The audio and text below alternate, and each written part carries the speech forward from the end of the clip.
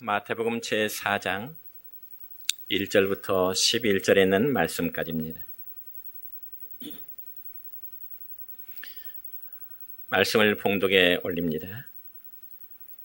그때 예수께서 성령에게 이끌려 마귀에게 시험을 받으러 광야로 가사 40일을 밤낮으로 금식하신 후에 줄이신지라. 시험하는 자가 예수께 나와서 이르되 내가 만일 하나님의 아들이거든 명하여 이 돌들로 떡덩이가 되게 하라. 예수께서 대답하여 이르시되 기록되었으되 사람이 떡으로만 살 것이 아니요 하나님의 입으로 나오는 모든 말씀으로 살 것이라 하였느니라 하시니, 이에 마귀가 예수를 거룩한 성으로 데려다가 성전 꼭대기에 세우고 이르되 내가 만일 하나님의 아들이거든 뛰어내리라.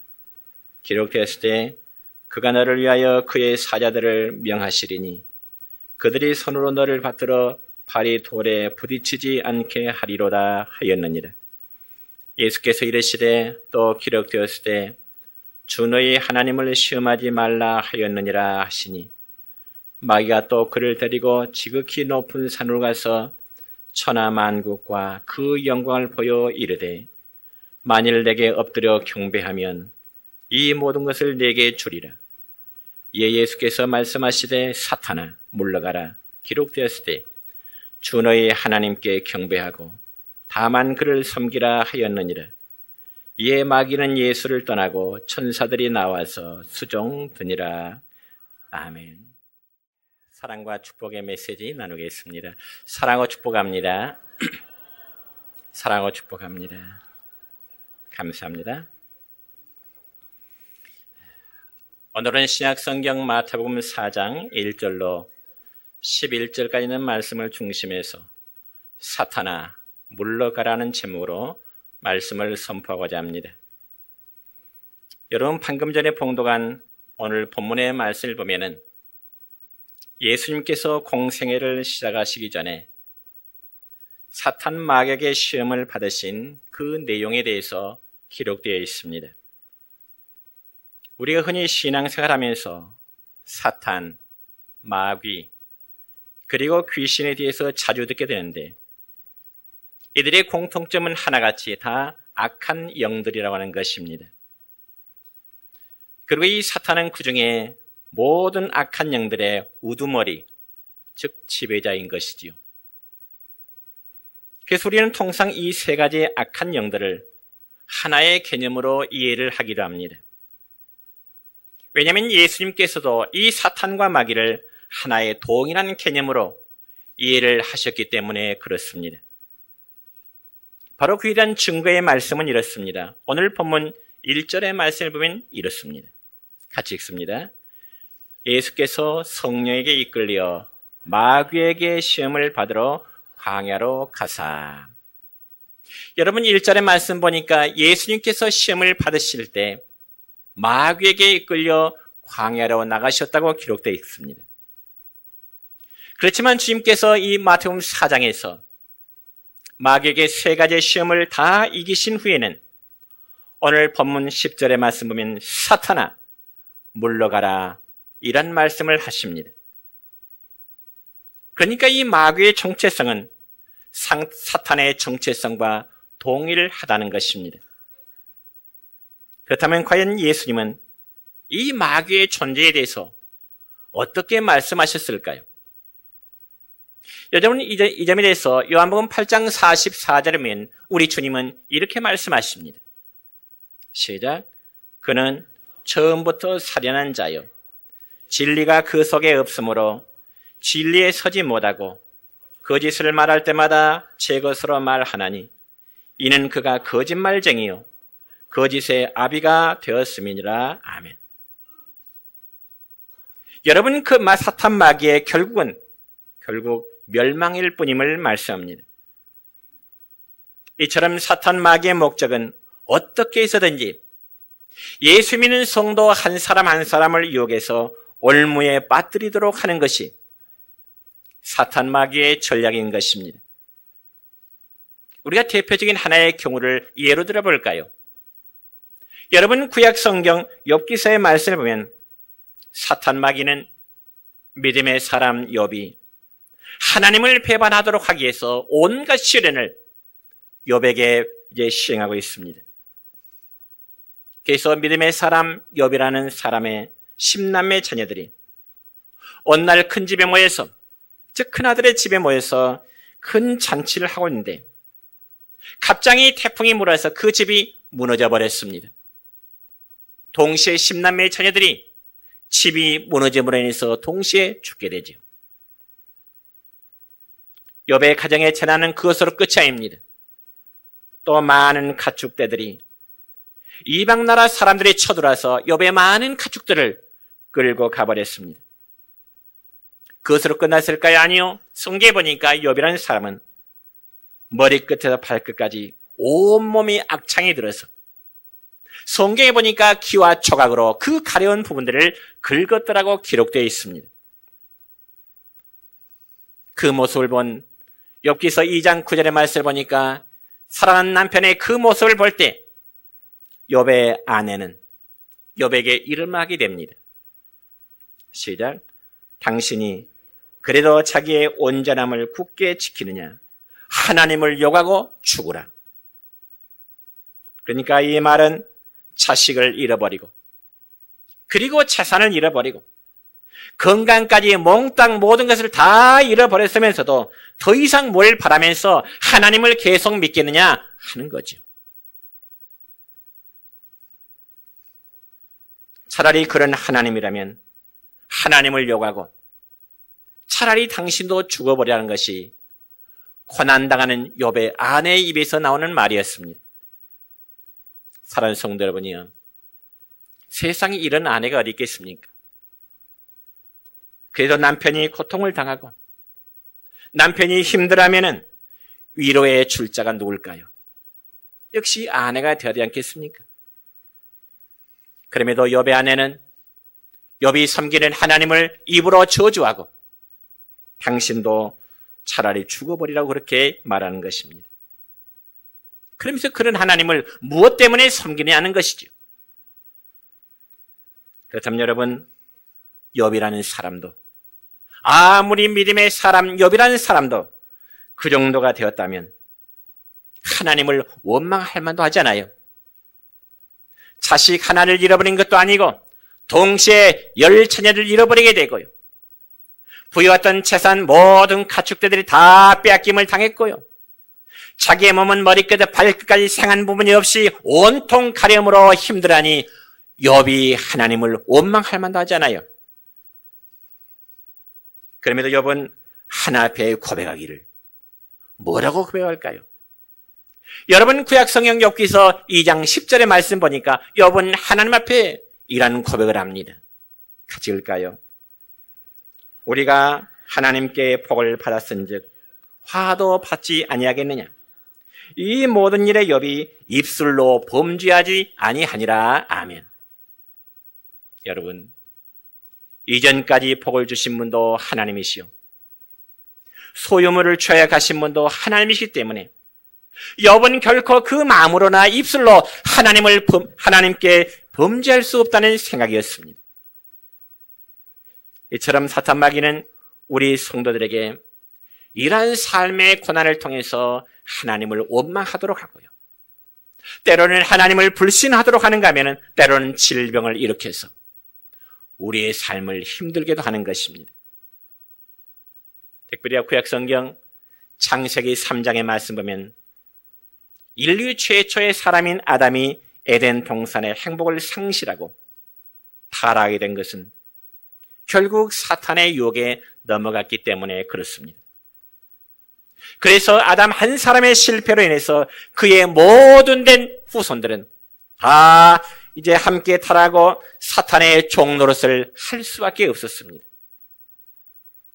그리고 사탄이 심어주는 두려움과 불안과 사망 권세에 시달다가 결국 인간은 죽게 되는 비참한 운명에 처하게 된 것입니다.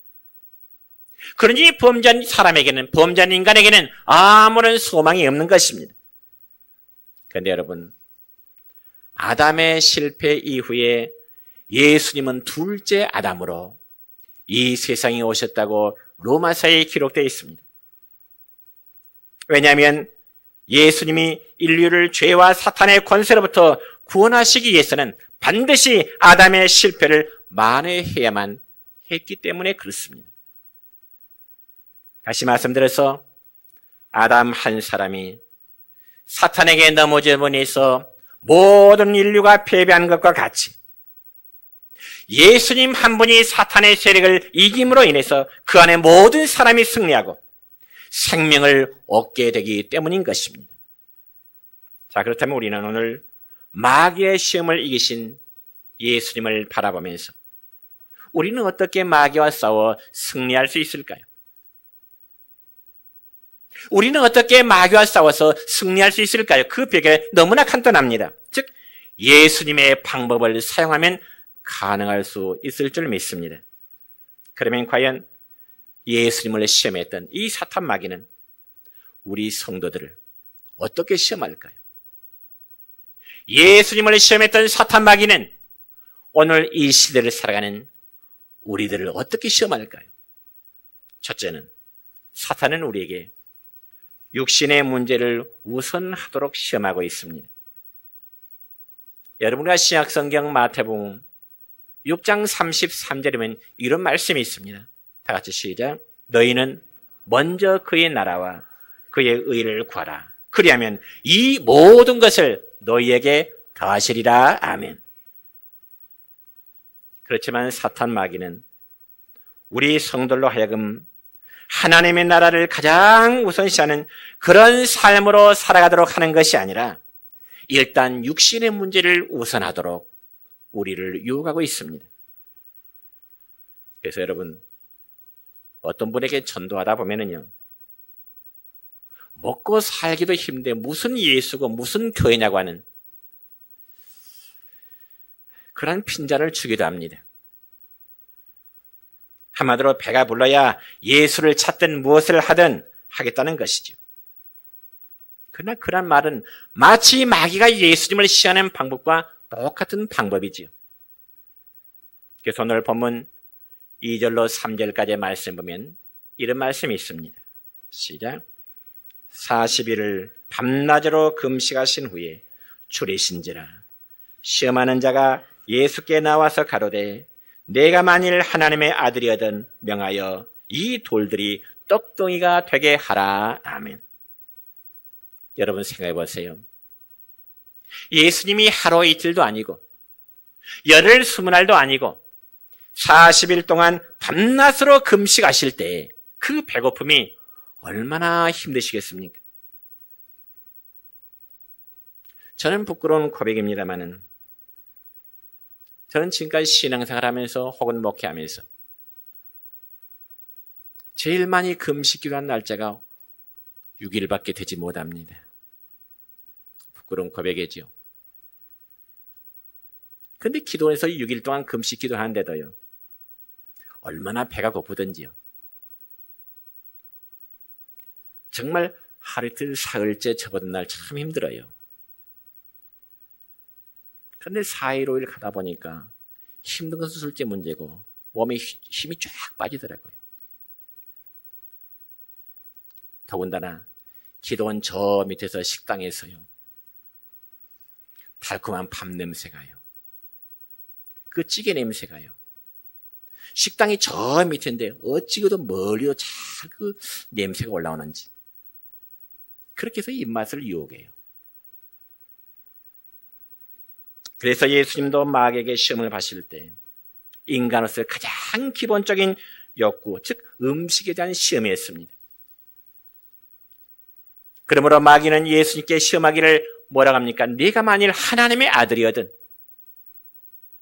예수 당신이 정말 하나님의 아들이거든, 이런 전제를 앞에 달고 있습니다. 그렇다면 마귀는 예수님이 정말 하나님의 아들이심을 몰라서 그렇게 말했을까요? 아니면 예수님의 신성을 부인하기 위한 방법일까요? 물론 둘 다 아닙니다. 예수님께서는 마귀에게 시험을 받으시기 전에, 여러분 마태복음 3장 후반부에 말씀하면 예수님은 요한에게 세례를 받으시게 됩니다. 그리고 예수님께서 물에서 세례 요한에게 세례를 받으신 후에 물에서 올라오실 때 아주 특이한 현상이 나타나게 되죠. 그러면 과연 예수님께서 세례를 받으신 이후에 물에서 올라오신 후에 어떤 특이한 현상이 나타날까요? 성경에 보니까 하늘이 열리면서 성령이 비둘기같이 임했더라, 그런 말씀이 있습니다. 그러면서 하나님의 음성이 들립니다. 뭐라고 하나님의 음성이 들릴까요? 마태복음 3장 17절에 보니까 이런 하나님의 음성이 들립니다. 같이 읽습니다. 이는 내 사랑하는 아들이요 내 기뻐하는 자로다. 아멘. 그러니까 마귀도 역시 예수님이 하나님의 아들이심을 너무나 잘 압니다. 그럼에도 불구하고 네가 만일 하나님의 아들이었던 이 말은 예수님으로 하여금 하나님의 뜻이 아닌 자신의 굶주림을 스스로 한번 해결해 보라 하는 것입니다. 그러면서 말하기를 이 돌들에게 명하여 떡이 되어서 되도록 해서 한번 먹어봐라. 이처럼 마귀는 오늘날도 우리 성도를 유혹할 때 우리 육신들의 약점을 이용하는 것입니다. 그래서 예를 들어보자면 어떤 분이 정말 경제적으로 어려움을 당하고 있을 때 돈 1억 원을 지어주면서 이 세상에 살아계시는 사람이 뭐니 해도 돈이 최고니까 당신의 배부터 해결하세요. 그러면 그 1억 원의 돈 앞에 넘어가지 않을 사람이 과연 얼마나 될까요? 정말 돈이 필요한 사람에게, 돈 때문에 경제적으로 힘들어하는 사람에게 1억 원의 돈을 공짜로 주면서 당신의 돈, 이 현실을 돈으로 먼저 해결하셔야 한다면 넘어가지 않을 사람 누가 있겠느냐 그 말이죠. 여러분 좀 오래된 일이긴 하지만은 과거에 통일교 본부에서요, 통일교에서 자신들의 정체를 감추면서 농어촌 어려운 교회에 편지를 보냈습니다. 통일교 본부에서. 그 내용은 무엇이냐면은 자기들은 지금 초교파적으로 어려운 농촌 교회를 돕고 있는 지금 선교 단체라고 하면서 매월 일정에게 선교비를 보내겠다는 것입니다. 그 농어촌의 어려운 교회를 섬기시는 목사님들이 그 선교 단체에서 그처럼 좋은 일을 한다는데 나는 당신들이 보낸 선교비 받지 않겠습니다. 그 발사는 얼마나 되겠어요? 그래서 하나같이 농어촌 이제 목회자들이 순순히 그 돈을 받았습니다. 그리고 한 번은 선교비를 지원한 농어촌 목회자들을 이제는 위로 초청한다고 하면서 해외여행까지 시켜준 것이죠. 처음에는 일정에게 매월 선교비를 보내더니 그 다음에는 농어촌 목회 힘드시니까 위로해드리겠습니다. 그러면서 해외여행을 시키는 거예요. 비행기를 탔습니다. 현지에 도착했어요. 그런데 문제는 현지에 도착해서 여행지에서 자기들의 정체를 드러내는 것입니다. 사실 자기들은 통일교 본부에서 섬기는 통일교 신자라고. 이제까지 당신들에게 선교비를 지원한 것은 바로 우리 통일교에서 지원한 것이라고. 자신들의 정체를 밝히게 되는 것이죠. 얼마나 농어촌 교회 목사님들이 깜짝 놀랄 일입니까? 그런 말을 들은 그 목회들이 두 분위기로 갈라집니다. 하나의 분위기는 어차피 해외까지 왔으니까 그냥 여행을 즐기고 돌아가자 하는 부류의 사람들이 있고요. 또 일부의 사람은 이렇게 통일교에서 우리가 지금까지 선교를 받고 여행까지 와서 이런 일의 정체를 안 이상 어떻게 여행을 함께 할 수 있겠느냐, 그냥 돌아와 버리는 또 목사님들도 있었습니다. 일부는 현지에서 여행을 하고 또 일부는 그냥 돌아버리는 사건들.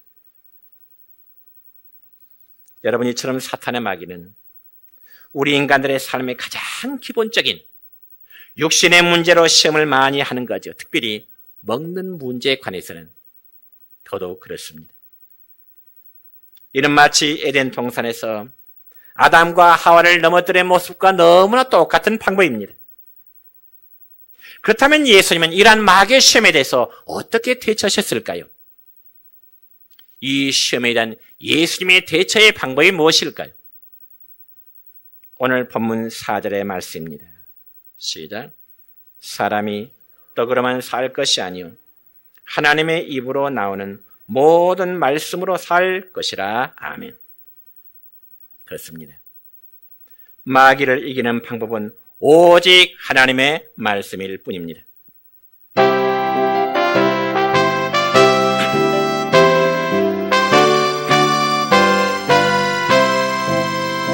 마귀들과 싸울지라 죄악 벗은 형제여 담대하게 싸울지라 저기 악한 촛병과 심판날과 멸망의 날 내가 섰는 문 앞에 곧 다가오리라. 영광 영광 할렐루야 영광 영광 할렐루야 영광 영광 할렐루야 곧 승리하리라. 마귀들과 싸울지라 죄악 벗은 형제여 모함치는 무리들은 흉한 마귀 아닌가. 무섭고도 더러운 죄 모두 떨쳐버리고 주 예수 붙들라. 영광 영광 할렐루야 영광 영광 할렐루야 영광 영광 할렐루야 곧 승리하리라.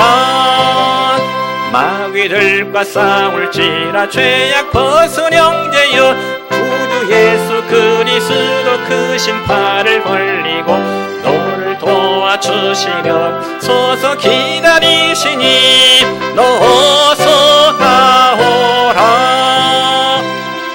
영광 영광 할렐루야 영광 영광 할렐루야 영광 영광 할렐루야 곧 승리하리라. 두 번째로 사탄은 우리에게 하나님의 사랑을 한번 시험해보도록 그렇게 유혹합니다. 여러분, 1차적으로 예수님은 마귀의 시험을 하나님의 말씀으로 이제 물리치니까 이제는 마귀도 역시 하나님의 말씀을 인용해서 또 예수님을 시험하기 위해서 두 번째는 예수님을 성전 꼭대기로 데리고 가게 됩니다. 그리고 말합니다. 오늘 본문 6절의 말씀이네요. 시작. 내가 만일 하나님의 아들이어던 뛰어내리라 기록되었을 때 그가 너를 위하여 그의 사자들을 명하시리니 그들이 손으로 너를 받들어 발이 돌에 부딪히지 않게 하리로다. 아멘. 이게 바로 마귀가 예수님을 향한 두 번째 시험입니다. 그렇다면 마귀의 이 말이 예수님에게는 과연 어떤 시험이 될까요? 그래서 바로 내가 정말 하나님의 아들인가 한번 증명해 보라는 시험이고요. 네가 뛰어내릴 때 정말 천사가 사뿐히 받아주거나 안아주거나 한번 보자는 것이죠. 그러니까 마귀의 이 말은 예수님이 참으로 하나님의 아들이라면 하나님이 도와주실 거니까 하나님의 사랑을 한번 시험해 보라는 것입니다. 그러니까 말씀까지 들어대면서 확인해 보도록 하는 마귀의 전략입니다. 이처럼 마귀는 예수님이 하나님의 권능과 사랑을 의심케 해서 하나님과의 관계를 파괴하도록 하는 것이 마귀의 시험입니다. 그렇다면 과연 예수님은 이런 두 번째 시험도 어떻게 물리셨을까요? 본문 7절입니다. 시작. 예수께서 이르시되 또 기록되었을 때 주 너희 하나님을 시험하지 말라 하였느니라. 하나님의 사랑을 시험하지 말라는 것이죠. 하나님의 권능을 의심하거나 하나님의 능력을 시험하지 말라는 뜻입니다. 성도 여러분이요, 우리 하나님은 사람의 시험을 받으시는 분이 아니심을 믿으시기 바랍니다. 고린도전서 10장 9절의 말씀 보면은 이스라엘 백성들은요, 광야에서 하나님의 권능과 사랑을 의심하고 하나님을 시험하다가 결국 그들은 뱀에게 물려 죽게 되었다라고 기록되어 있습니다. 여러분, 하나님의 사랑과 하나님의 권능을 의심하게 될 때 우리들의 신앙생활에 늘 불평과 불만이 가득할 수밖에 없습니다. 하나님의 사랑과 하나님의 권능을 믿지 못하고 신뢰하지 못한 자는 자연스럽게 불평, 불만이 나올 수밖에 없는 거죠. 그러다 보니 그때요, 하나님께 대한 감사 생활을 하지 못합니다. 그래서 의심은 불평을 낳고요, 불평은 반드시 불신을 낳게 됩니다. 그러므로 사랑하는 성도 여러분이요, 분명히 아시기 바랍니다. 마귀는 99가지의 감사한 일보다 한 가지 작은 일로 인해서 우리들 하여금, 성도들 하여금 불평하게 하고요, 더 나아가서는 하나님의 사랑을 의심하도록 하는 것입니다. 100가지 중에 99가지는 감사하지만은 그 중에 한 가지 불만스러운 일을 만들어서 하나님의 사랑, 하나님의 권능에 대해서 불평을 갖도록 하고 마음속에 의심을 유발시킨다는 것입니다. 우리는 그러한 유혹에 넘어가서는 안 됩니다. 특별히 로마서의 말씀 보면 우리 성도들이 의심할 수 없는, 하나님의 사랑에 대해서 의심할 수 없는 그러한 사랑에 대해서 이렇게 말합니다. 어떻게요? 로마서 5장 8절의 말씀입니다. 시작. 우리가 아직 죄인 되었을 때 그리스도께서 우리를 위하여 죽으심으로 하나님께서 우리에게 대한 자기의 사랑을 확증하셨느니라. 아멘. 여러분, 우리는 하나님의 사랑을 이미 받은 자들입니다. 믿습니까? 여러분, 하나님의 사랑을 받으셨습니까? 그 사랑을 믿으십니까? 믿어야 됩니다. 그러나 그 어떤 것으로도 우리가 하나님의 사랑을 시험할 필요는 없는 것입니다. 아니, 시험해서도 안 되는 것이죠. 오직 믿고 확신한 가운데 인내로 사랑하는 것뿐인 것입니다. 여러분, 세계 제2차 대전 당시에 독일의 아우슈비츠 수용소라면 정말 악명 높은 수용소로 유명하지요. 왜냐하면 그 아우슈비츠라는 수용소에서 제2차 세계대전 당시에 수많은 유대인들이 학살을 당했고 죽임을 당했기 때문에 그렇습니다. 그래서 그 참혹한 수용소에서 유대인들은 날마다 눈물을 흘리면서 하나님을 향하여 이렇게 외칩니다. 하나님, 지금 어디에 계십니까? 왜 이런 일을 우리에게 허용하고 계십니까? 우리가 하나님 섬기는 여호와 하나님 지금 어디 계신가요? 하나님이 계신다면 우리가 아우슈비츠 이 감옥 수용소에서 이런 고통을 당해야 됩니까? 매일매일 울부짖었습니다. 그러면서 그들의 피 맺힌 절규는 연합군이 독일을 물리쳐서 수용소를 탈환할 때까지 계속되었습니다. 그리고 나서 드디어 전쟁이 끝났습니다. 연합군들이 그 탈환한 아우슈비츠 수용소를 이제 한번 점검하러 들어갔습니다. 그런데 그 수용소 한쪽 벽 아주 후미진 곳에는 어느 그리스도인이 있었는지 모르지만 짤막한 신앙 고백의 글이 적혀져 있었습니다. 그 내용은 이렇습니다. Now here is God. 이 말 다시 말씀드려서 하나님 지금 여기에 계십니다 라는 벽에 글씨가 새겨져 있었습니다. Now here is God. 하나님은 지금 이곳에 계십니다. 여러분, 하나님의 사랑 우리의 삶이 형통할 때만 우리와 함께 하시는 것이 아니라요, 우리가 당하는 극한 고통 속에서도 하나님은 우리와 함께 계심을 믿으시길 바랍니다. 이 사실을 믿으셔야 되죠. 그러니 하나님을 시험하지 마세요. 하나님을 의심하지 마세요. 지금 이 순간도 우리 하나님은 우리와 함께 계시고 가장 가장 좋은 것으로 그의 백성들에게 주시기를 원하시는 하나님이십니다. 세 번째로 사탄은 우리에게 아주 쉬운 방법으로 살아가라고 유혹합니다. 자, 1차, 2차 시험에서 패한 마귀는 이제 마지막으로 우리 예수님을 높은 곳으로 데리고 올라가서 천하만국을 보여주면서 이렇게 말합니다. 뭐라고요? 오늘 본문 9절이네요. 시작. 만일 내게 엎드려 경배하면 이 모든 것을 내게 주리라. 얼마나 매력적인 유혹인가요, 여러분?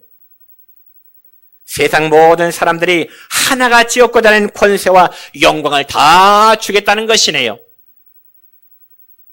사실 대부분의 사람들은 이런 조건들을 얻기 위해서 얼마나 많은 땀을 흘리고 얼마나 많은 피를 흘리면서 싸우고 있습니까? 생존 경쟁의 세계 속에서.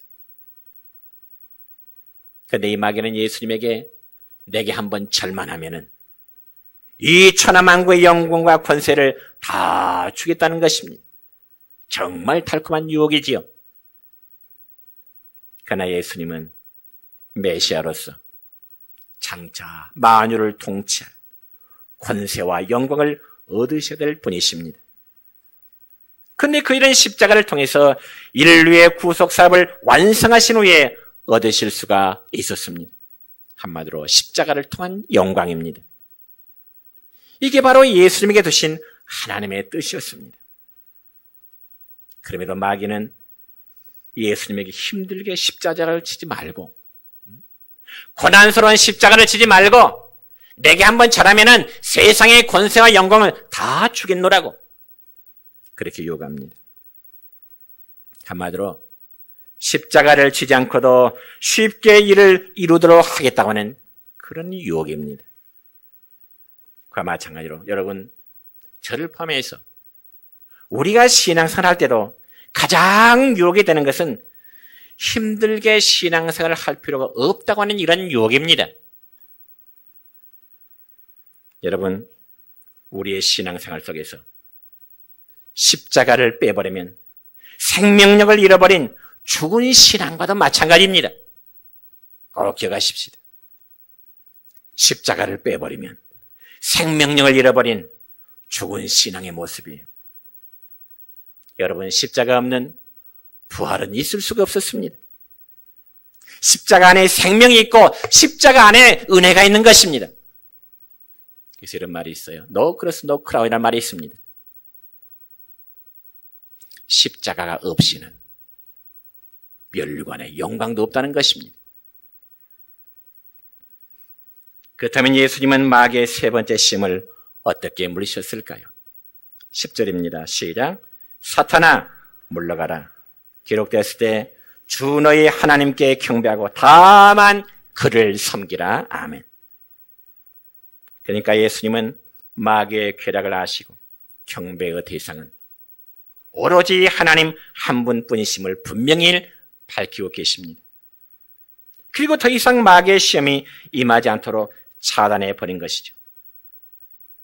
그러니 우리의 신앙 역시 어떤 작은 죄와도 타협해서는 안 됩니다.